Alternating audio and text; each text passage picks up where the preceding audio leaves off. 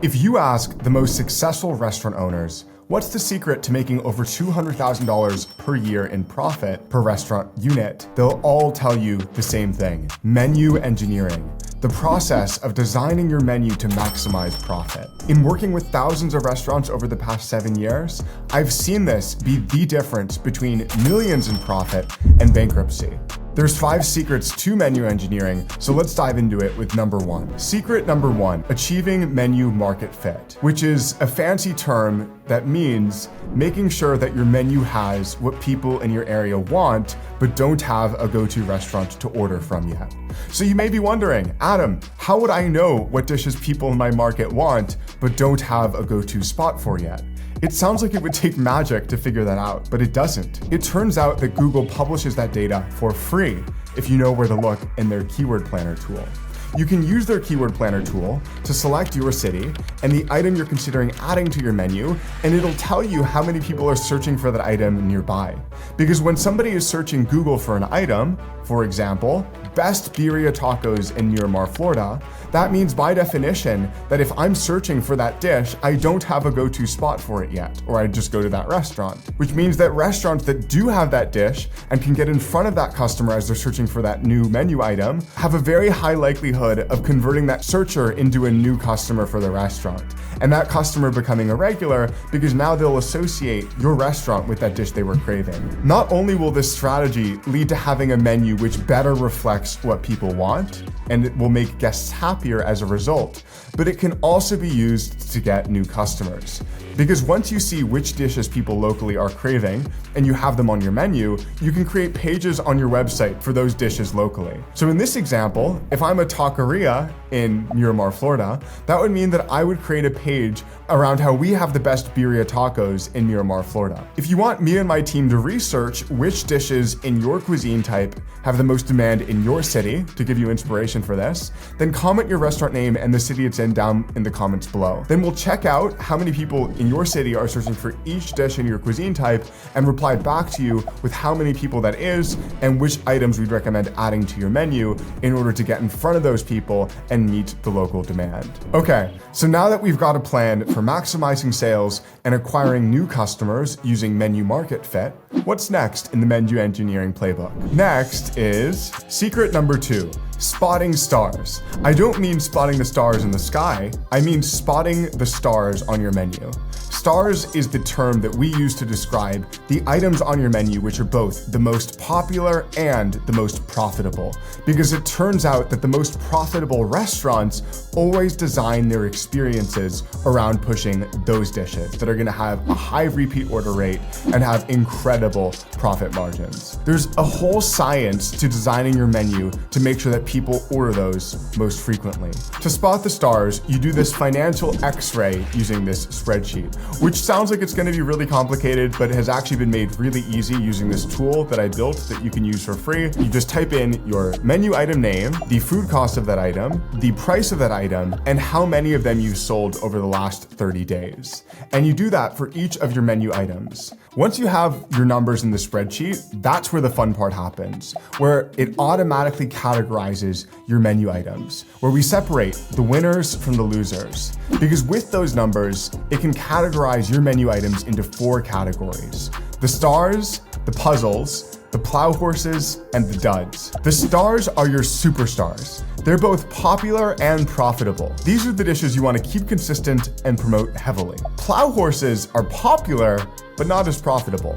For these, you kind of want to think about tweaking the recipe or adjusting portion sizes in order to hopefully boost profitability or accept that they're the items that are kind of the loss leaders on the menu to bring people in, but that aren't ultimately going to contribute much to the bottom line. Puzzles are the opposite. They're profitable, but not very popular. The challenge here is to increase their popularity. You might try lowering the price a bit, or improving the description, or giving them a more prominent place on your menu. Finally, we've got the duds on the menu. The duds are the items that are neither profitable nor popular. Usually, it's best to remove the duds from your menu altogether, but sometimes reworking the ingredients and the recipe to make them higher margin and more profitable ends up having a great impact to also making them more popular. Speaking of removing items from your menu, what's the ideal number of menu items for a restaurant? We've done a ton of research on this, and we've found that the ideal number for maximizing profitability is 6 appetizers, which allows for just enough variety to cater to different tastes and dietary preferences without overwhelming customers. 6 also ensures that your kitchen can handle preparation efficiently. Beverages, we've found the ideal number for is 8, which is not including the non-alcoholic basics like water, soda, coffee, and tea. The reason 8 ends up working the best for restaurants is it gives guests a good selection of alcoholic and non-alcoholic drinks that can have a very high profit margin, but also keeps the menu manageable because they tend to be significantly easier to make than food items. For specialty drinks, that includes 4 signature cocktails or mocktails, which often have higher margins than a regular cocktail, since you can usually charge about as much with a significantly lower food cost. And for entrees, the ideal number is going to be 8, because a focused selection of entrees allows for better quality control, easier decision making for customers, and more efficient kitchen operations. It also helps with inventory management by reducing the number of unique ingredients needed. Desserts are the final category, and the ideal number there is 4, because a smaller selection of desserts ends up leading to a more efficient menu overall. Fewer people order dessert in the first place, so keeping ingredients for a high number of desserts ends up greatly increasing food costs because it increases wastage, and it also doesn't allow you to nail down the quality on the dishes you offer. Whereas when you just offer a few standout options, that creates a memorable experience, and it doesn't create any overwhelming choices or have decision fatigue work against your favor. The rule is that less is more. By having fewer menu items, you can focus on the quality and amount of unique ingredients, reduce costs, and help diners make a decision quicker on each category. By understanding each item's category, you can choose where to cut costs and where to raise prices. You can also see which recipes need a makeover. For example, if you notice that one of your plow horses has a low contribution margin,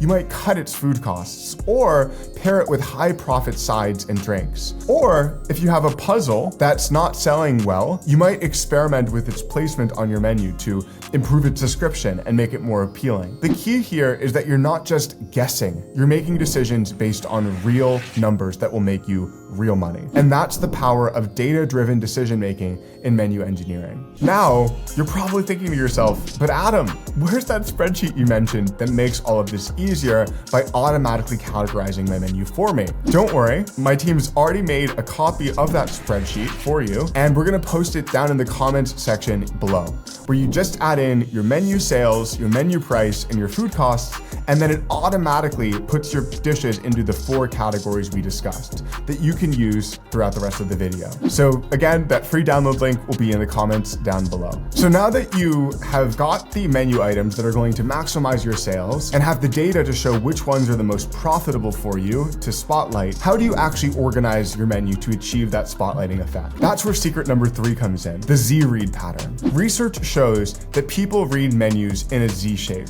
They start at the top left, then move to the top right, then diagonally down to the bottom left, and finally across to the bottom right. Knowing this, we can identify the prime real estate on our menu. Those are the spots where customers' eyes naturally go.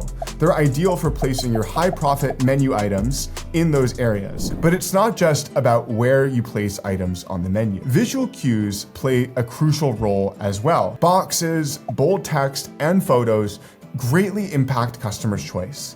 In fact, the key is that you just feature 1 item per page to increase the sales by as much as 30%. Because if you don't use these visual cues sparingly and try and spotlight 2 or 3 menu items per page, it's going to take the emphasis away from that one. So if you're wondering, how do you decide just 1 item per page to spotlight? The key there is you spotlight the stars. The ones that have the highest popularity and highest contribution margin should get that emphasis on the menu. Because the more people you can get ordering those, the higher your profit will be as a restaurant overall, because you'll be getting that additional contribution margin and have a higher repeat order rate because they're trying your most popular dishes. For your puzzles, the ones that are high profit but less popular, you might use enticing descriptions or strategically placed photos to increase their appeal. The goal is to turn those puzzles into stars by making them more visible and attractive to customers. But when it comes to plow horses, the ones that are popular but less profitable, you should place those in less prominent areas of the menu. This doesn't mean hiding them completely, because after all, they're popular, but you don't want to give them the spotlight either, because if you sell more of the plow horses, you'll actually sell your way into less profits. And that brings us to the last category, the duds, the low profit, unpopular items. Those, in 95% of cases, should just be removed entirely. Or if you have serious attachment to those dishes and think that they could be amazing for your cuisine type and match your vision, then you're gonna want to rework the ingredients to make them more profitable, have a higher contribution margin, and then place them in slightly more noticeable areas of your menu to give them another shot. But again, in most cases, I'd recommend cutting the duds altogether, because when you sell those items, you're not getting a high repeat order rate, you're not getting more profits, so you're basically just selling your way into a less efficient business. Remember, menu engineering is an ongoing process. More on that later in this video. As you gather more data and see how customers respond to your menu design, you can then continually adjust and optimize. It lets you make your customers feel like they're making their own choices while guiding those choices very heavily. And when done well, it can really increase your profit. So how do you use strategic menu designs? That brings us to secret number 4,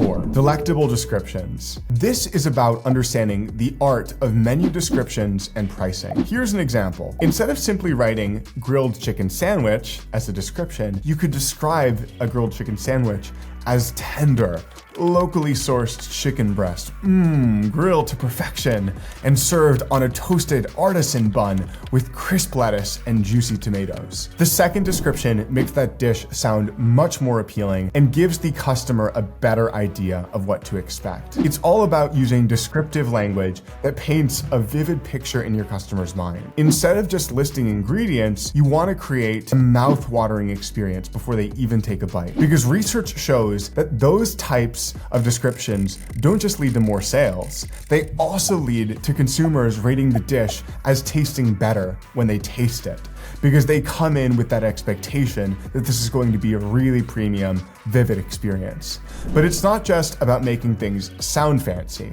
Highlighting the origins of your ingredients and how they're prepared can also make a big impact. Using terms like fresh squeezed or house made or locally sourced can make your dishes seem more valuable and increase your customers' willingness to pay.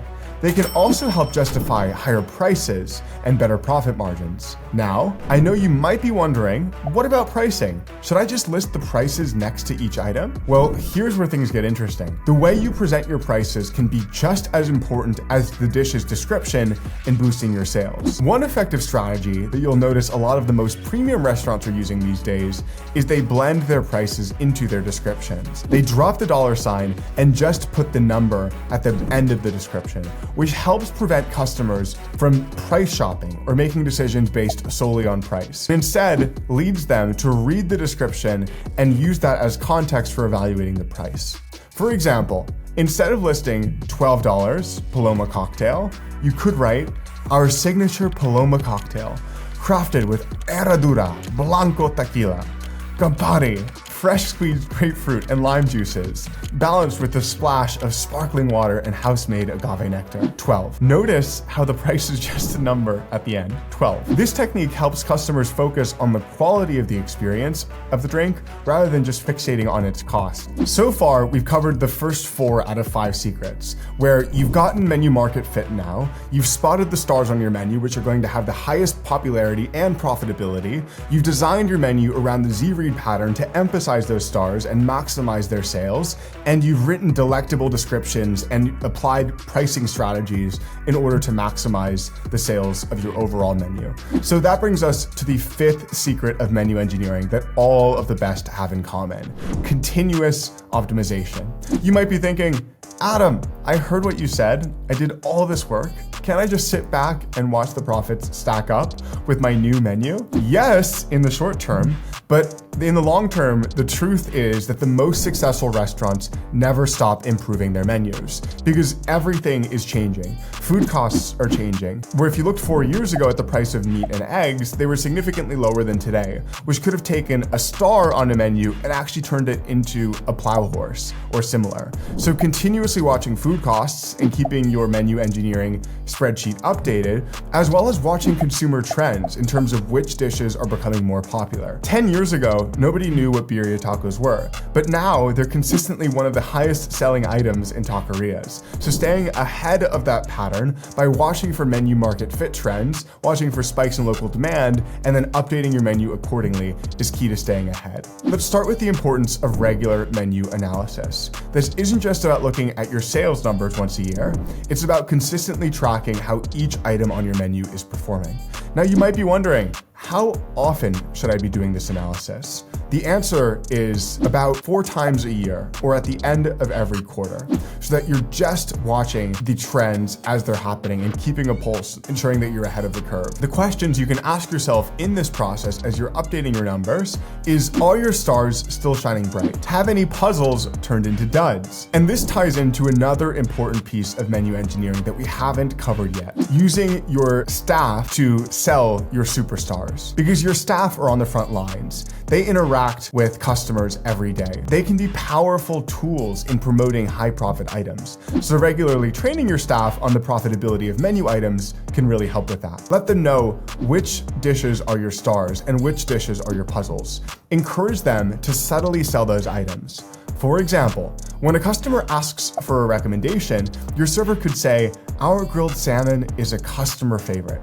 It's fresh, locally sourced, and paired perfectly with our house wine." Now, let's get into the nitty-gritty of your menu refinement. This is where you take all the data you've collected and put it into action. Maybe you notice that a certain puzzle item isn't selling as well as you'd hoped. You might try adjusting its price or changing its description or even tweaking the recipe to make it more appealing and popular. Remember, every item on your menu has to earn its place or it's going to cost you money every month in food costs. But it's not just about cutting items. You should also be looking for opportunities to introduce new dishes. Here's another tip. Use your point of sale data to identify complementary items. If you notice that customers often order a certain appetizer with a specific main course, you could create a combo deal, boosting sales for both items. The key to continuous optimization is to never stop experimenting. Try new things, measure the results, and adjust accordingly. Maybe you introduce a new pricing strategy one month, or you redesign your menu layout the next. Each change is an opportunity to learn and improve. Remember, menu engineering isn't a one-time task.